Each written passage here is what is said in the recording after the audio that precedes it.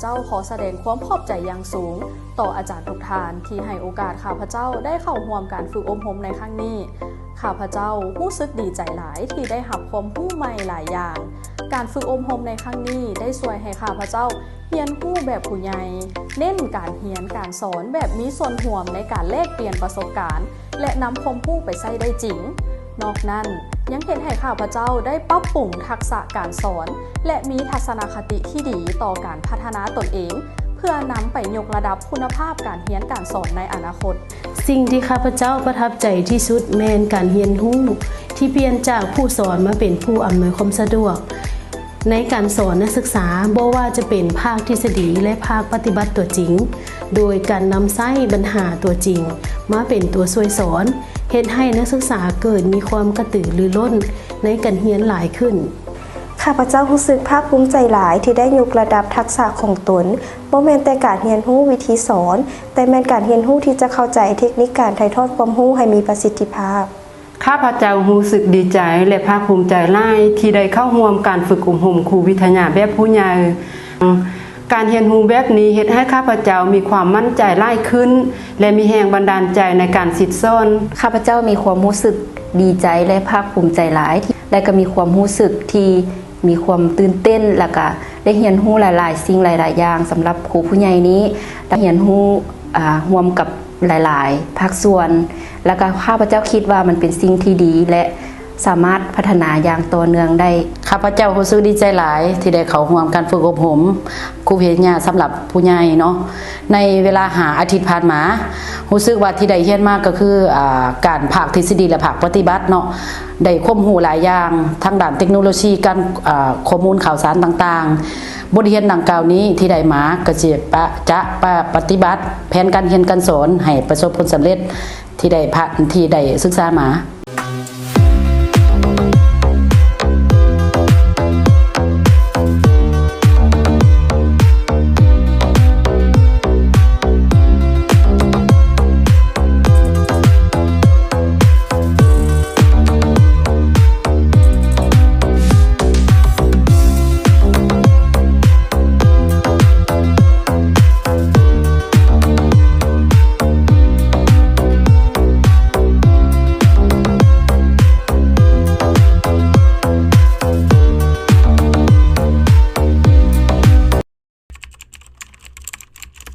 สบายดีสิ่งที่ว่ากลุ่มข้าพเจ้าได้เรียนรู้เกี่ยวกับหลักสูตรครูวิทยาผู้ใหญ่วิชาชีพสาธารณสุขใน5 อาทิตย์ที่ผ่านมานี่เนาะข้าพเจ้าได้รู้ถึงเกี่ยวกับรูปแบบการสิสอนแบบผู้ใหญ่โดยว่าเอานักศึกษาเป็นจุดศูนย์กลางในการเรียนรู้ซึ่งแสดงออกอยู่บนว่าเฮาให้นักศึกษาได้มีส่วนร่วมในการเรียนรู้เกี่ยวกับวิชาหรือว่าหัวข้อนั้นๆยกตัวอย่างเช่นว่าอาจารย์หรือว่าตัวเขาเองหรือว่าผู้สอนนี่เนาะจะซอยกระตุ้นให้นักศึกษามีการสนทนาถามตอบอยู่ภายในห้องเนาะเพื่อว่าให้เขาเจ้ามีส่วนร่วมนำกันตัวอย่างคือที่เราได้เรียนมาเนาะคือที่ว่าประสบการณ์ที่เราได้เรียนมาคืออาจารย์เพิ่นจะตั้งกลุ่มในการเรียนเนาะในการเฮ็ดเวียกบ้านแล้วเฮาจะได้ถามตอบและการจะสนทนากันอยู่ในกลุ่มแล้วนักศึกษาเองก็จะมีการสนทนากันถามตอบกันอยู่ในกลุ่มเองจากที่ข้าพเจ้าได้เรียนหลักสูตรนี้เนาะก็ถือว่าได้ความรู้หลากหลายอย่างเนาะแต่สิ่งที่ข้าพเจ้าได้นำใช้ในทุกวันตัวจริงที่สุดก็คือทักษะการสื่อสารที่จัดแจ้งการฟังอย่างตั้งใจการเคารพและเห็นอกเห็นใจซึ่งกันและกันเนาะนั่นเป็นสิ่งที่ข้าพเจ้าได้นำใช้ในชีวิตประจำวันเนาะเจ้าเห็นดีกับอาจารย์เนาะนอกจากนั้นพวกข้าพเจ้ายังได้เรียนรู้เกี่ยวกับการสนับสนุนส่งข่าวเพื่อให้มีการเปลี่ยนแปลงและพัฒนาให้ดีขึ้นก่อนเก่าหลังจากได้อบรมในครั้งนี้ข้าพเจ้าได้นำเอาบทเรียนดังกล่าวไปนำใช้ในตัวจริงและเห็นว่าข้าพเจ้าได้มีการพัฒนาดีขึ้นก่อนเก่าจากที่เป็นมาเนาะผ่านการเรียนครูวิทยามาเนาะตัวเองมีความรู้และเข้าใจในเรื่องของการนำใช้ AI เข้าในการสอนหรือว่าการเรียนการสอนของพวกเขาเนาะซึ่งที่ผ่านมาตัวเองก็ได้นำใช้ในแล้วแต่ว่าก็บ่เลิกซึ่งเนาะซึ่งได้มาเรียนครั้งนี้เนาะก็ถือว่าได้ ความรู้หลายๆเกี่ยวกับการนำใช้ AI เข้าเนาะเช่น1แม่นการนำใช้ Canva เนาะเข้าในการสร้าง PowerPoint การสร้างวิดีโอเนาะหรือว่าสร้างลิงก์ต่างๆเพื่อให้นักศึกษาได้เข้าไปอ่านหรือว่าค้นคว้าอยู่ในหั่นเนาะ2มาคือการเฮ็ดเมนติเนาะเพื่อระดมสมองหรือว่าการแสดงความคิดเห็นซึ่งกันและกันของนักศึกษาเนาะสำหรับอันนั้นน้องเองเนาะก็ได้มีการเรียนรู้ Microsoft Google Form Microsoft Form เพื่อว่าเข้าในการเรียนรู้ในการสร้างแบบฟอร์มสอบถามแล้วก็เฮ็ดให้รู้วิธีการนำใช้เข้าไปในการสอบสิ่งของนักศึกษานอกจากนั้นก็ยังได้เรียนรู้การใช้ลิงก์เฮ็ดสร้างบทเรียนเพื่อว่าให้นักศึกษาอันได้เข้าไปเบิ่งนำอันนี้ก็เป็นสามารถเรียนรู้เนาะเรื่อง Gemini แล้วก็ ChatGPT ที่ว่าสามารถค้นหาข้อมูลต่างๆไม่ว่าจะเป็นบทเรียนหรือว่าการเขียนบทเรียนข้อสอบอย่างต่างๆเขาก็สามารถให้ Gemini และ ChatGPT นี่ก็ช่วยค้นหาข้อมูลได้นอกนั้นก็ยังมีคัดพอยต์เนาะที่มาช่วยในการเฮ็ดแบบฟอร์มสอบถามขึ้นมาในการให้กิจกรรมกับนักเรียนของอาจารย์และครูเนาะมีกิจกรรมในการถามตอบกันและอีกอันนึงก็คือแคปคัทเนาะในการตัดต่อวิดีโอที่ว่าสามารถสร้างวิดีโอ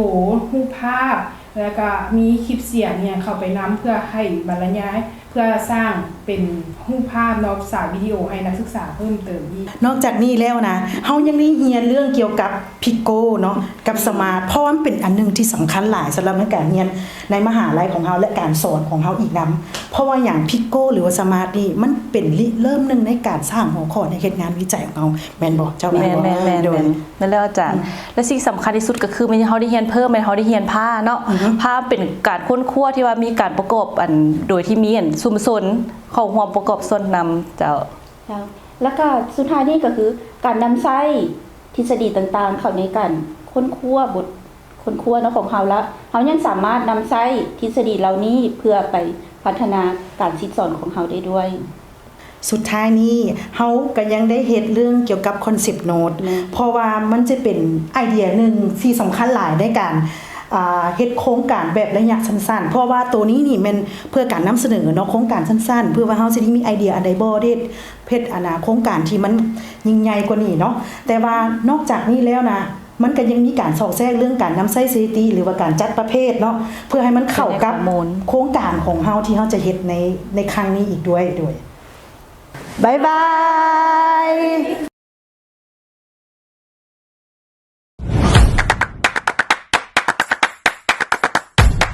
ภายหลังที่ได้มีการฝึกแล้วเฮ็ดให้รู้สึกว่าได้รับความรู้อันใหม่เพิ่มขึ้นอยู่ใน10โมดูลก็เห็นว่าล้วนแต่มีความสำคัญและพิเศษไปกว่านั้นสนใจ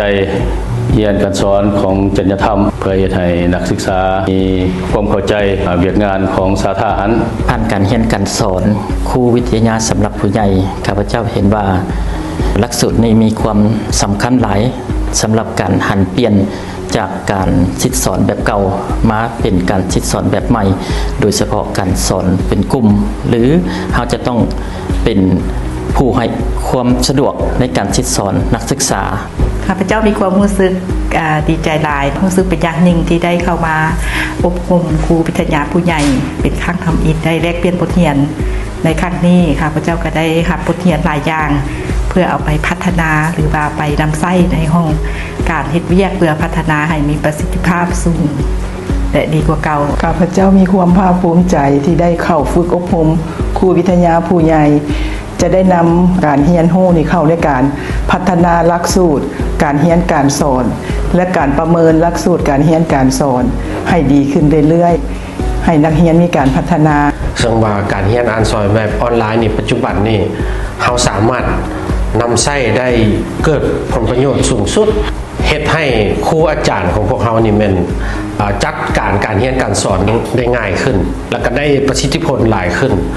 ตัวนักศึกษาเองก็มีความหลากหลายสร้างแรงดึงดูดแรงจูงใจให้แก่นักศึกษา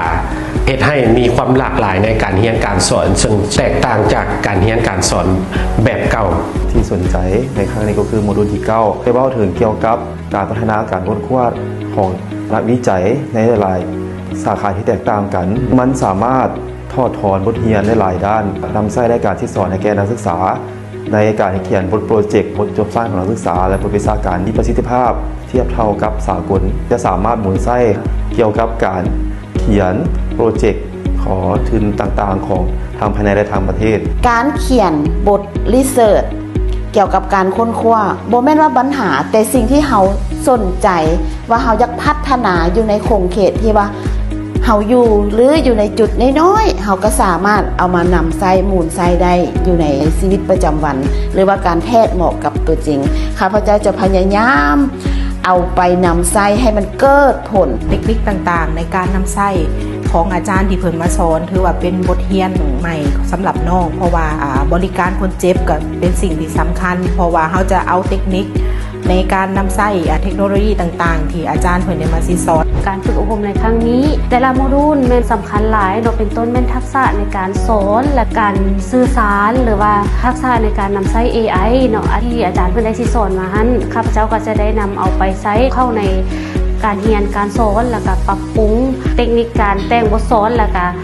เทคนิคการสอนของข้าพเจ้าสำหรับน้องเองเนาะเทคนิคการสื่อสารที่ดีแม่นสิ่งที่ว่าน้องได้เรียนจากการฝึกอบรมในครั้งนี้และก็เป็นประโยชน์หลายที่ว่าน้องจะนำออกไปสอนนักศึกษาก็คือนักศึกษามวสของพวกเฮาต่อไป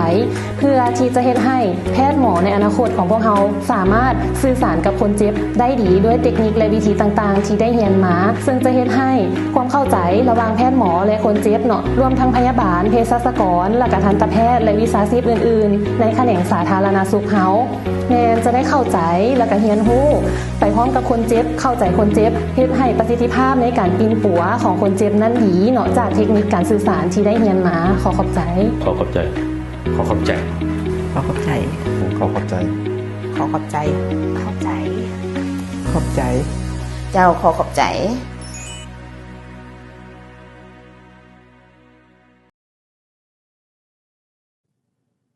สบายดีอาจารย์ทุกท่านข้าพเจ้าอยากขอสัมภาษณ์บางจุดเกี่ยวกับการฝึกอบรมในครั้งนี้อยากขอถามพวกท่านในฐานะผู้เข้าฝึกอบรมการฝึกอบรมครั้งนี้มันมีจุดดีแนวใดต่อของท่านเองขอถามอาจารย์ครับสบายดีเนาะเฉพาะการฝึกอบรมครั้งนี้เนาะจิตดีแม่นหนึ่งเฮาได้นำเอาความรู้เนาะมาพัฒนาในการเรียนการสอนแบบใหม่และก็การประเมินและก็เฮายังรู้เกี่ยวกับการค้นคว้าว่าเฮาจะนำพานักศึกษาเพราะเฮาแม่นผู้หนึ่งที่ว่าได้เป็นอาจารย์ที่ปรึกษาหลักเนาะแล้วก็ได้เป็นอาจารย์ที่ปรึกษาร่วมถือว่าแม่นได้ความรู้และจะพัฒนาเขาในการเรียนการสอนให้ดีขึ้นกว่าเก่าเนาะเจ้าขอบใจอยากถามอ้ายต่อว่าภายหลังเรียนนี่อ้ายจะนำใช้เนื้อในหรือว่าหลักสูตรนี่หมุนไส้แนวใดที่ว่าหลักสูตรเป็นหลักสูตรที่ดีที่สุดเนาะสำหรับการพัฒนาหลักสูตรการเรียนการสอนอยู่ในมหาวิทยาลัยของพวกเขาเนาะที่ว่าข้าพเจ้าคิดว่าจะเป็นภาคส่วนหนึ่งแหละที่สำคัญที่จะนำไปพัฒนาหลักสูตรการเรียนการสอนช่วยกับคณะวิชาเนาะเจ้าขอบใจแล้ววันนี้ด้านเคียงคู่กับด้านดีมันด้านใดคิดว่าในหลักสูตรที่เราเรียนจบผ่านมาสำเร็จเนี่ยท่านคิดว่าบางจุดใดที่ต้องปรับปรุงเพื่อเฮ็ดให้หลักสูตรนี้ดีขึ้นกว่าเก่าก็ขอบใจสำหรับคำถามของอาจารย์ทั้งสองเนาะก็ถือว่าหลักสูตรของการเรียน NWC ผู้ใหญ่นี้เป็นเครือทำอิฐและเป็นเครือแรกของมส.เนาะแน่นอนแล้วเนาะการปฏิจากที่ดีย่อมก็จะมีจุดบกพร่องแต่การบกพร่องในที่นี้ก็อาจจะบ่แม่นสิ่งที่ร้ายแรงเพราะว่าการบกพร่องของการคิดสอนมันก็ถือว่าสิ่งที่อยากให้ทั้งภาคส่วนคณะสุตภพนี้ให้บนคือเนาะเกี่ยวกับเวลาของการจัดเนาะโดยส่วนใหญ่แล้วแต่เป็นคนกลางดีแหละมีได้อยากให้การจัดแบบต่อเนื่องจากจัดบาทิตให้จัดเป็นอาจจะเป็น4ทิศ5ทิศรวดเดียวกันเลย เพื่อจะให้การเรียนมันมีการสืบเนื่องและต่อเนื่องในบทเรียนนั้นเพราะว่าคันเฮาเรียนไปแล้วปาไปที1 2ทีแล้วบางเทื่อมันจะลืมเนาะเฮ็ดให้การต่อเนื่องมันขาดขาดตอนอันนี้ก็ถือว่าอยากให้มีการเบิ่งคืนเล็กน้อยแต่ส่วนอื่นๆน่ะก็ถือว่าค่อนข้างเฮ็ดได้ดีเนาะแล้วก็ขอให้สืบต่อแล้วในการฝึกอบรมของการเรียนการสอนแบบผู้ใหญ่ครับเอาขอบใจ ขอบใจหลายๆขอบใจ